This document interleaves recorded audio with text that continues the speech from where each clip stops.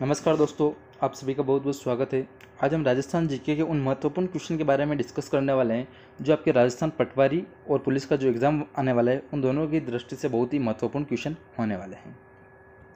बढ़ते हैं first question की तरफ। लंगूरिया नृत्य किस मेले का प्रसिद्ध नृत्य है?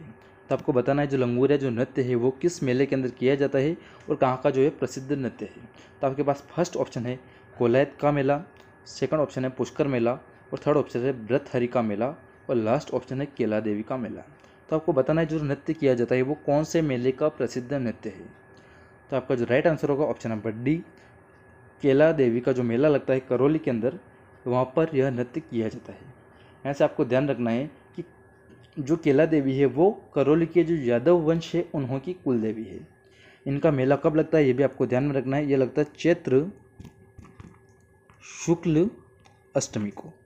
चैत्र शुक्ल अष्टमी को यह मेला लगता है और इनके भक्तों के द्वारा लंगूरिया नृत्य किया जाता है, जो कि आपसे क्वेश्चन में पूछा गया है। और जो केला देवी है इनको करौली जो अंजनी माता है, जो अंजनी माता का अवतार इनको माना जाता है।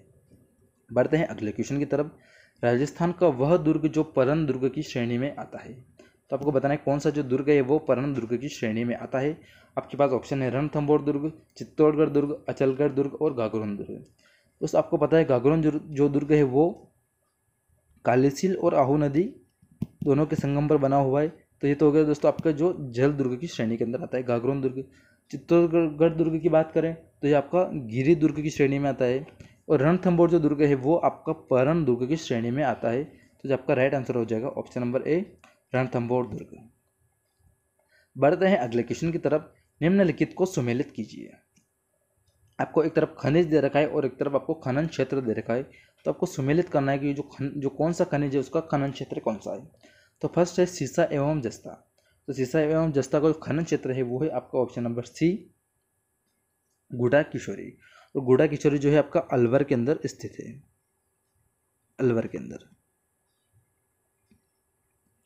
और टंगस्टन की बात करें तो टंगस्टन का जो खनन क्षेत्र है वो है आपका वालदा, जो कि आपका सिरोही के अंदर स्थित है। मैग्नीज की बात करें तो मैग्नीज का जो खनन क्षेत्र है वो आपके लीलवानी, और लीलवानी जो आपका पड़ता है वो पड़ता है आपके बांसवाड़ा के अंदर। और देवारी के अंदर जो तांबे का जो खनन क्षेत्र है वो देवारी आपके उदयपुर के अंदर स्थित है। दोस्तों जो पटवारी का जो पिछले साल जो पेपर पूछा गया था, जो इससे पहले जो पेपर हुआ था उसके अंदर ये क्वेश्चन इसी तरीके से पूछा गया था। जो खनिज थे और उन्होंने जो खनन क्षेत्र थे वो सीधा बांसवाड़ा, उदयपुर, अलवर और सिरोही नहीं दे रखे थे। उन्होंने के अंदर जो खनन क्षेत्र है, जो पर्टिकुलर जो क्षेत्र है जहाँ पर खनन क्षेत्र किया जाता है, जैसे लीलवानी, देवारी और वालदा जो दे रखा है, तो उसी तरीके से इसके अंदर क्वेश्चन पूछा गया था। तो आपको सीधा ऊपर से याद नहीं रखना है कि जो सीसा का है वो अलवर के अंदर किया जाता है। तो आपको पूरा डिटेल से पढ़ना है कि जो अलवर के अंदर कहाँ से किया जाता है वो क्षेत्र आपको यहाँ याद रखना है। तो आपको जो राइट आंसर हो जाएगा पहला है जो तीसरे के साथ और जो दूसरा है वो चौथे के साथ। तो आपका जो राइट आंसर हो जाएगा ऑप्शन नंबर सी, आपका ऑप्शन राइट होगा कि सीसा व जस्ता का है घोड़ा किशोरी, टंगस्टन, वालदा और मैग्नीज, लीलवानी और तांबे की बात करें तो वो आपका देवारी, उदयपुर के अंदर राइट आंसर हो जाएगा। बढ़ते हैं अगले क्वेश्चन की तरफ। लोक देवता मेहाजी मांगलिया का मुख्य मंदिर स्थित है। तो आपको बताना है लोक देवता जो मेहाजी मांगलिया है उनका मुख्य मंदिर कहाँ पर स्थित है। तो आपका राइट आंसर हो जाएगा ऑप्शन नंबर बी, बापणी, जोधपुर के अंदर इनका मुख्य मंदिर स्थित है। इनकी पूजा की बात करें तो इनकी पूजा जन्माष्टमी के दिन की जाती है। तो कब की जाती है दोस्तों आपको ध्यान रखना है, भाद्रपद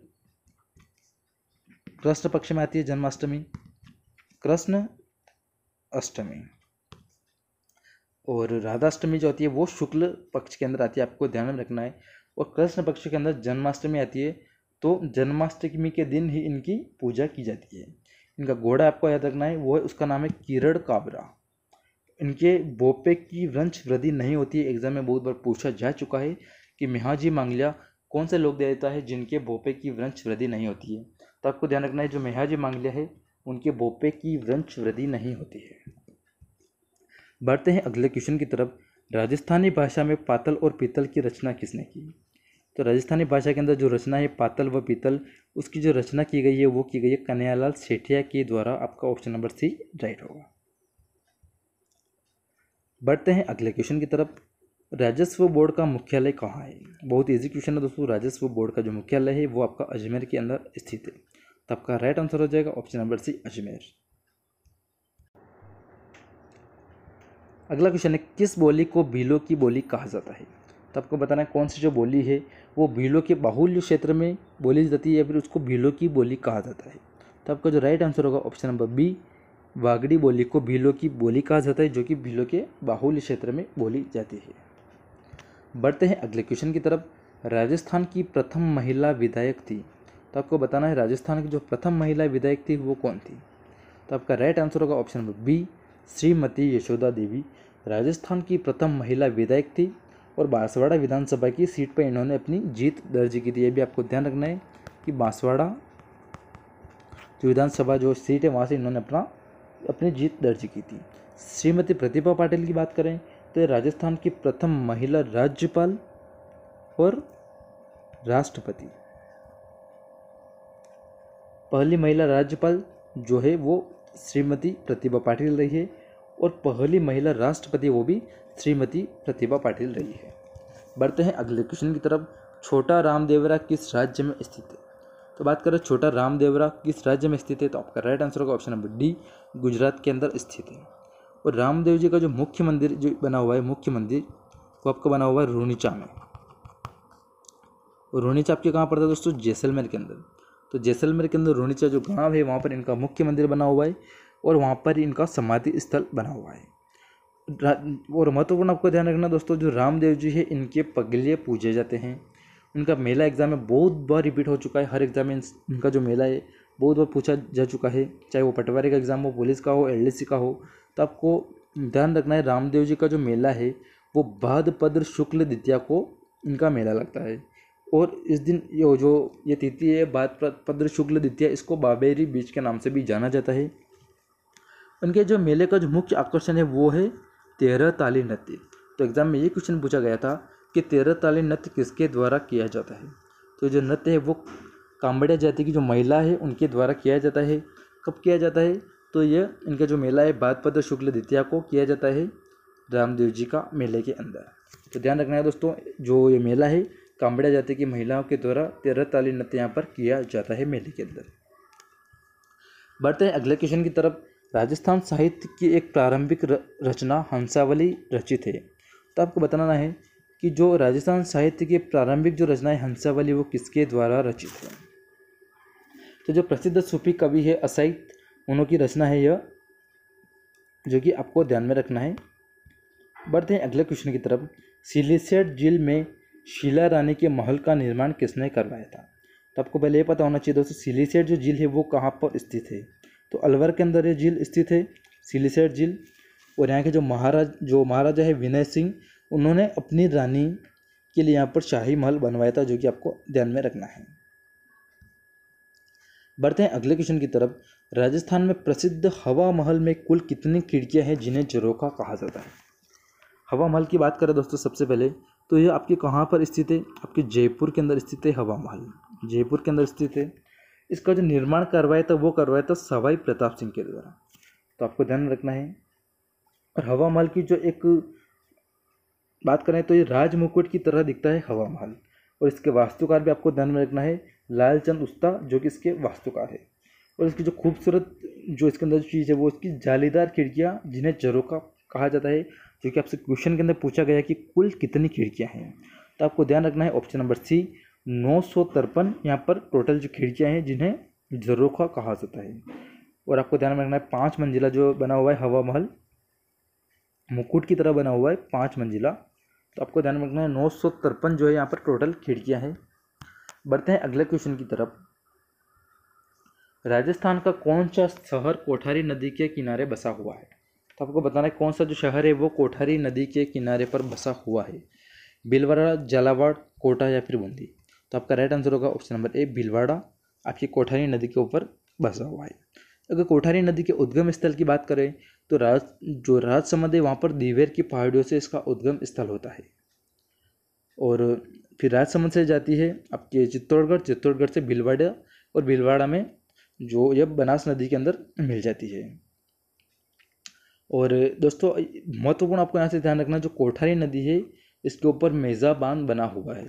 तो बहुत बार एग्जाम में ये भी पूछा जाता है कि मेजा बांध कहाँ पर बना हुआ है, या फिर जो सुमेलित करना होता है वहाँ पर दे रखा होता है कि मेजा बांध कौन सी नदी पर बना हुआ है। तो आपको ध्यान रखना है कोठारी नदी पर बना हुआ है। बढ़ते हैं अगले क्वेश्चन की तरफ। राजस्थान के किस जिले में सर्वाधिक राष्ट्रीय राजमार्ग गुजरते हैं? तो राष्ट्रीय राजमार्ग जो सर्वाधिक गुजरते हैं, जोधपुर के अंदर से 5 गुजरते हैं, कोटा के अंदर से 2 राष्ट्रीय राजमार्ग गुजरते हैं, जयपुर से 5 राष्ट्रीय राजमार्ग गुजरते हैं और अजमेर से आपके 6 राष्ट्रीय राजमार्ग गुजरते हैं। और राष्ट्रीय अगर पूछा जाए कि सर्वाधिक जो राष्ट्रीय राजमार्गों की सर्वाधिक लंबाई वाला जिला कौन सा है, तो आपको ध्यान रखना है उदयपुर, जो कि सर्वाधिक राष्ट्रीय राजमार्गों की लंबाई वाला जिला है। सर्वाधिक राष्ट्रीय राजमार्ग कहाँ से गुजरते हैं, तो वो आपके अजमेर से 6 राष्ट्रीय राजमार्ग गुजरते हैं, आपको ध्यान में रखना है। राजस्थान के किस संभाग में सबसे ज़्यादा जनसंख्या स्थित है? तो जनसंख्या की बात करें सर्वाधिक कौन से संभाग से है, तो आपको जयपुर आपका राइट आंसर होगा। इसके अंदर जो जिले पड़ते हैं जयपुर संभाग के अंदर, जयपुर, सीकर और झुंझुनू, अलवर और दौसा। तो बात करें दोस्तों, अगर इसके अंदर जो जिले हैं अगर उनको आप ध्यान से देखोगे तो सीकर, झुंझुनू, अलवर और दौसा। तो सीकर, झुंझुनू से आप यहाँ पे सीकर, झुंझुनू और जयपुर, इन तीनों से आप सीधा यह अनुमान भी लगा सकते हो कि यहाँ पर जो सर्वाधिक साक्षरता है वो भी इन्हीं जिलों के, जो सर्वाधिक साक्षरता है वो भी इसी संभाग की है, आपके जयपुर संभाग की। तो क्वेश्चन के अंदर पूछा गया सर्वाधिक जनसंख्या है वो भी इसी संभाग की है, तो सबसे जो कम जनसंख्या है वो कौन से संभाग की है? तो सबसे अगर कम जो जनसंख्या की बात करें तो वो आपके कोटा संभाग की है, सबसे कम जनसंख्या। और बढ़ते हैं दोस्तों अगले क्वेश्चन की तरफ। राजस्थान उच्च न्यायालय की मुख्य पीठ कहाँ है? तो राजस्थान के उच्च न्यायालय की जो मुख्य पीठ है, बहुत ही ईजी क्वेश्चन है, जोधपुर के अंदर है। और वर्तमान में इसके मुख्य न्यायाधीश आपको ध्यान में रखना है, क्योंकि ये तो नॉर्मल सा क्वेश्चन है कि इसकी मुख्य पीठ है वो कहाँ पर, सभी को पता है जोधपुर के अंदर, लेकिन मुख्य न्यायाधीश आपको ध्यान में रखना है यहाँ पर कौन है। तो मुख्य न्यायाधीश है न्यायमूर्ति इंद्रजीत महांती, जो कि राजस्थान के 37वें नंबर के मुख्य न्यायाधीश है। क्वेश्चन ये भी पूछा जा सकता है कि जो मुख्य न्यायालय है जोधपुर में, वो उसके जो भी मुख्य न्यायाधीश है वो कौन से नंबर के है, तो आपको ध्यान रखना है 37वें नंबर के हैं इंद्रजीत महांती।